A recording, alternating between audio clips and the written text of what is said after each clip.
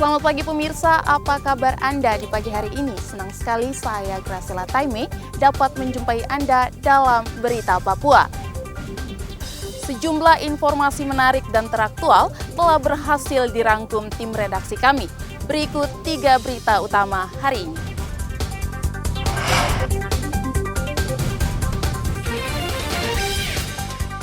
Cuaca buruk melanda perairan Merauke, nelayan takut melaut. 299 pengendara ditilang dalam operasi Kartens yang digelar selama 2 pekan di Merauke.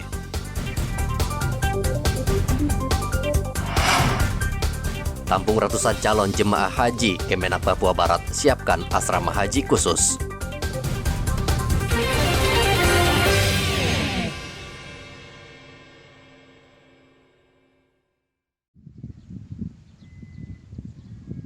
Cuaca buruk saat ini tengah melanda kawasan perairan Merauke. Tinggi ombak bisa mencapai 3 meter disertai dengan angin kencang. Kondisi ini menyebabkan nelayan di pesisir Lampu 1 Merauke tidak berani melaut untuk sementara waktu. Cuaca buruk ini juga berdampak pada sejumlah perahu nelayan yang rusak parah terhempas ombak. Aras, seorang nelayan di kawasan ini mengatakan sudah lebih dari seminggu tidak mencari ikan. Ia hanya berdiam di rumah sambil memperbaiki perahu dan jaring. Tidak cari ikan ini Paras. Mungkin ada sekitaran 1 minggu lah. 1 minggu ya? Kenapa sampai begitu Paras? Karena cuaca lagi buruk ini, jadi kita istirahat dulu. Istirahat dulu ya? Kita takut juga dengan ombak-ombak. Ombaknya tinggi. Angin juga? Angin lumayan. Lumayan kencang ya? Ini angin apa? Musim apa namanya? Angin barat? Tenggara? Tenggara. Paras, lalu sementara ini apa kita bikin? Artinya untuk sementara tidak melaut ini? Bagi perahu, berbagai jaring di. Lalu kemudian untuk sementara rencana kapan mau berlayar-layar ini? Mungkin bulan-bulan ini, masuk bulan-bulan 7 ini baru kayaknya ombak sudah reda ini. Cuaca buruk yang dikenal dengan angin tenggara ini diperkirakan masih akan terus berlangsung hingga bulan Juli mendatang. Muhammad Ridwan melaporkan dari Merauke, Papua.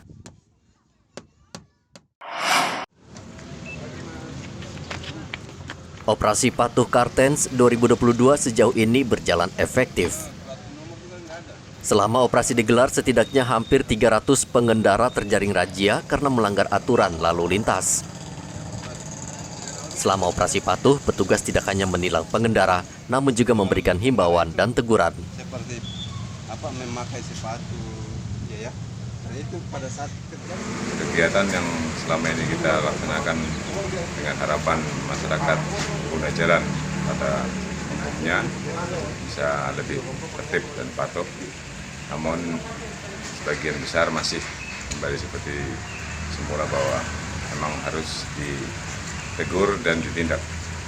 Dalam hal penindakan selama operasi patuh dari sejak tanggal 13 hingga hari ini, kemarin tercatat bahwa sekitar 299 pelanggaran.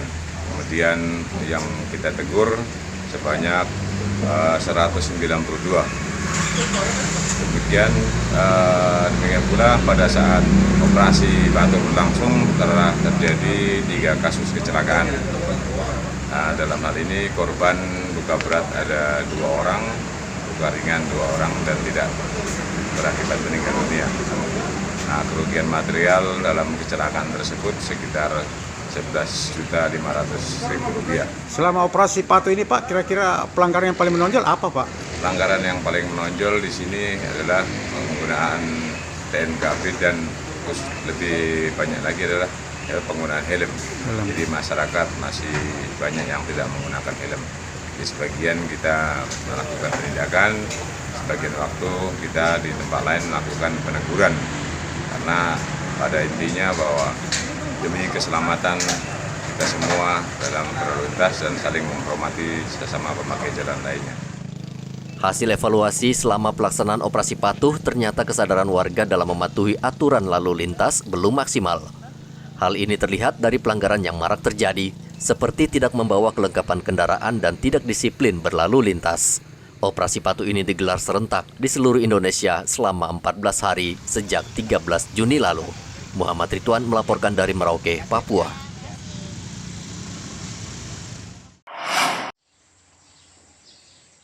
Hingga saat ini Dinas Peternakan belum menemukan kasus penyakit kuku dan mulut yang menyerang sapi di Merauke. Sejauh ini Dinas Peternakan belum melakukan vaksinasi, kendati sejumlah pemerintah daerah gencar melakukan hal tersebut. Dinas Peternakan berpendapat jika belum ada hewan ternak di Merauke yang terpapar, maka tak perlu dilakukan vaksinasi. Baik, jadi sebenarnya vaksinasi untuk PMK ini itu tidak bisa dilakukan di daerah bebas. Oleh karena itu kita tidak melakukan vaksinasi. Jadi karena ini sifatnya tanggap darurat, vaksinasi hanya dilakukan di daerah yang sudah tertular. Oleh karena itu kita Merauke tidak lakukan vaksinasi karena kita masih bebas PMK. Penyakit mulut dan kuku menyerang hewan berkuku belah seperti sapi, kerbau, babi maupun domba. Penyakit ini menular namun tidak menyerang manusia. Saat ini penyakit tengah mewabah di sejumlah daerah di Indonesia dan membuat sejumlah peternak khawatir. Populasi hewan ternak sapi di Merauke sangat banyak dan tersebar di beberapa kawasan seperti di Kurik, Tanah Miring, Semangga, Jagebob, hingga Muting. Sehingga Merauke dikenal sebagai salah satu lumbung sapi di Papua. Muhammad Ridwan melaporkan dari Merauke, Papua.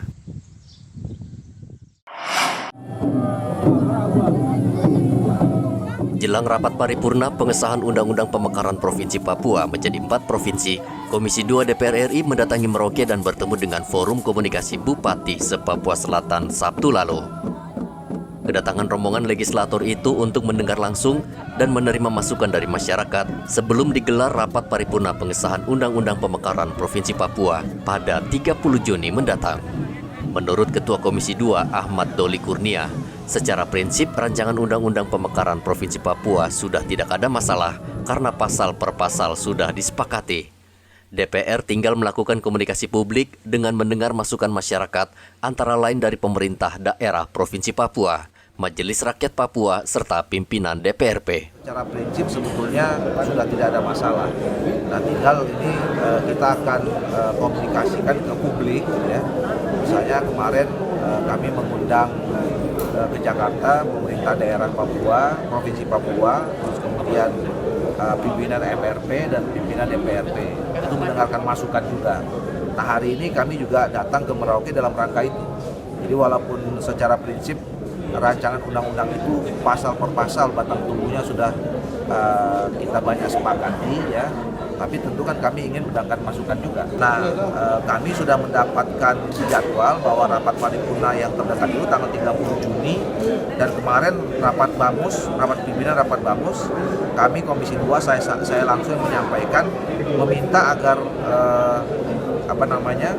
agenda pengesahan 3 rancangan undang-undang tentang pemekaran provinsi ini bisa dimasukkan di dalam rapat paripurna tanggal 30 itu dan sudah disepakati.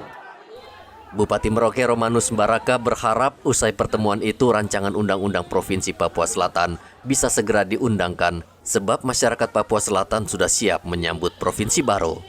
Ini rintihan dan kerinduan kita di selatan pada Papua.